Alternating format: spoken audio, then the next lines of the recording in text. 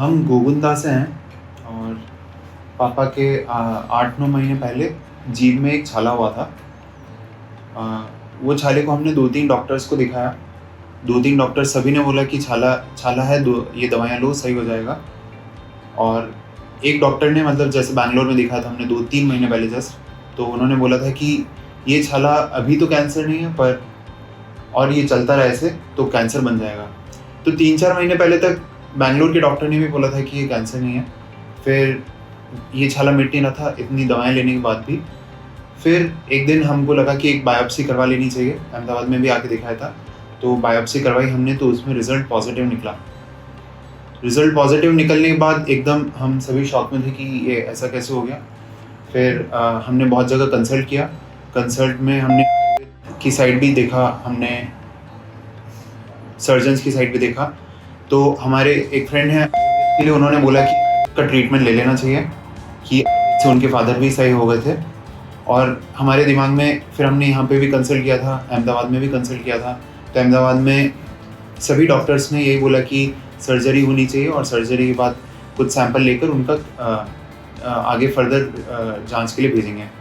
तो अब ये दोनों इलाज पर हम दोनों का काफ़ी हम पूरी फैमिली का टिका होता है कि हमें क्या करना चाहिए, पे जाना चाहिए कि नहीं। बट हम फाइनली सर्जरी ट्रीटमेंट पे गए, क्योंकि क्या रिजल्ट्स का भरोसा नहीं है और उसमें हम अगर 1-2 महीना वेट करते तो हो सकता था, कुछ रिस्क हो सकती थी। तो इसलिए हम फाइनली सर्जरी ऑप्शन चूज़ किया। इनिशियली हम बहुत डर रहे थे कि सर्जरी के बाद क्या होगा, सर्जरी के बाद जीभ में बोलने में दिक्कत होगी, खाने में दिक्कत होगी और यहाँ पे पेन वगैरह होगा, या फिर सर्जरी के बाद बहुत सारे इश्यूज़ हमने देखे कि ना, जैसे कि गर्दन टेढ़ी हो जाती है या फिर यहाँ से थोड़ा फूल जाता है। तो ये सारे ऑप्शंस भी हमने सोचे कि ये सब कुछ ना हो। फाइनली हम सर्जरी पर गए और सर्जरी में डिसाइड करने से पहले कि किस डॉक्टर के पास जाना है, तो हमने गूगल वगैरह सर्च करके डॉक्टर नितिन सिंघल का नाम आया था, उनके टॉप रिव्यूज़ थे, तो इसलिए डॉक्टर नितिन सिंघल का हमने चूज़ किया था। रिव्यूज़ अच्छे लगे थे और फिर यहाँ पर आकर डॉक्टर से मिले भी, तो डॉक्टर ने क्लियरली एक्सप्लेन किया था कि क्या इशू है, और उन्होंने थोड़ी फर्स्ट होप दी थी कि this is basically stage 1 cancer है और जल्द रिमूव हो सकता है and we should not wait for it. तो बेसिकली उनके दिए हुए कॉन्फिडेंस की वजह से हमने सोचा था कि हमें सर्जरी पर जाना चाहिए। तो और दूसरा ऑप्शन ये कि doctor Nitin Singhal robotic surgery भी प्रोवाइड करवा रहे थे। रोबोटिक सर्जरी में ये है कि आपका स्कार वगैरह नहीं रहेगा और यहाँ की बजाय गले की साइड में आपका स्कार आएगा और स्कार भी बहुत मिनिमल होगा। तो गिवन बेसिकली ये सब चीज़ों के मद्देनज़र रखते हुए हमने सोचा कि डॉक्टर नितिन सिंघल को स्टर्लिंग हॉस्पिटल में कंसल्ट करते हैं और इन्हीं के थ्रू ऑपरेशन करवाते हैं। तो फाइनली जो ऑपरेशन हुआ, तो यहाँ बेसिकली आप ऑपरेशन के बाद अगर जीभ देखेंगे, राइट पापा, एक बार आपकी जीभ ओपन करना, तो जीभ वगैरह एकदम नॉर्मल लग रही, मतलब जीभ के साइड में कट लगा था फिर भी अभी नॉर्मल लग रही है, और गर्दन के साइड में जो कट है वो भी मतलब बहुत बहुत नॉर्मल लग रहा है, और ये कॉलर वगैरह में छुप जाएगा, बहुत छोटा सा कट दिख रहा है रोबोटिक सर्जरी के थ्रू। और फाइनली मतलब पेन वगैरह भी नहीं हुआ और बहुत जल्दी डिस्चार्ज भी हो रहे हैं। तो इफेक्टिवली सर्जरी का मतलब मैं ये बोलूँगा कि जिस पापा की सर्जरी थी, केवल जीभ पे कट लगा और यहाँ पे कट लगा, इतनी कोई डरने की बात नहीं है। मतलब बहुत इजीली सर्जरी हो गई हमारी और पापा बहुत नॉर्मली वॉक वगैरह भी कर रहे हैं और मतलब बोलने की कोशिश भी कर पा रहे हैं और बहुत जल्दी रिकवर भी कर गए हैं। तो surgery as a option I think I can say कि मतलब थोड़ा सेफ ऑप्शन है। प्रॉबेबली इज बिट रिस्की क्योंकि इट्स नॉट प्रूवन येट।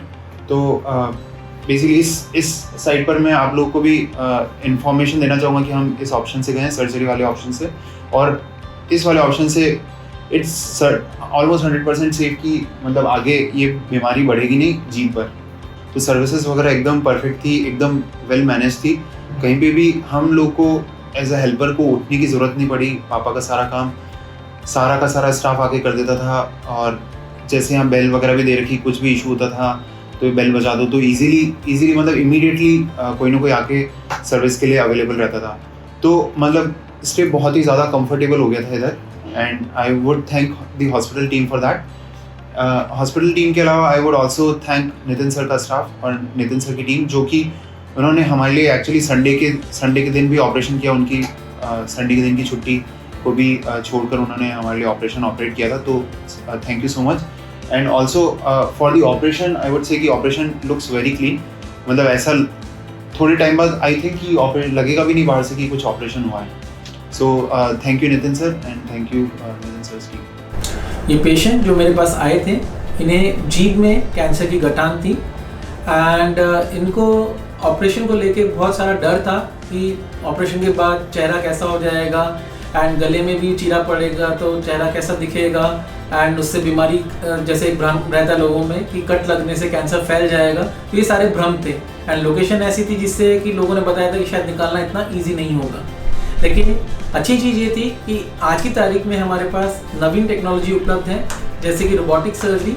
इस रोबोटिक सर्जरी के थ्रू हमने टॉस टेक्निक से इनका जो ट्यूमर है, टंग का ट्यूमर जो पीछे की तरफ था, उसको पूरा कंप्लीट तरीके से हम उन्हें निकाल पाए एंड रोबोटिक तरीके से ही हमने टेक्नोलॉजी से ही उनके जो गर्दन की जो गांठें थी, नेक डिसेक्शन, वो हमने किया। तो उन्हें कोई विजिबल स्कार कुछ भी नहीं आया। With in I would say 24 hours वो नॉर्मल अपना रूम में आ गए थे एंड 4 से 5 दिन के अंदर वो डिस्चार्ज होके आज पूरी तरह से स्वस्थ होकर अपने घर जा रहे हैं। उनकी जो रिपोर्ट आई है उसमें भी जो ट्यूमर है वो पूरे तरीके से निकल चुका है और हम उम्मीद करते हैं कि वो आगे एक स्वस्थ जीवन को व्यतीत करेंगे। इसलिए कैंसर से डरिए मत, डट कर कैंसर का मुकाबला करें।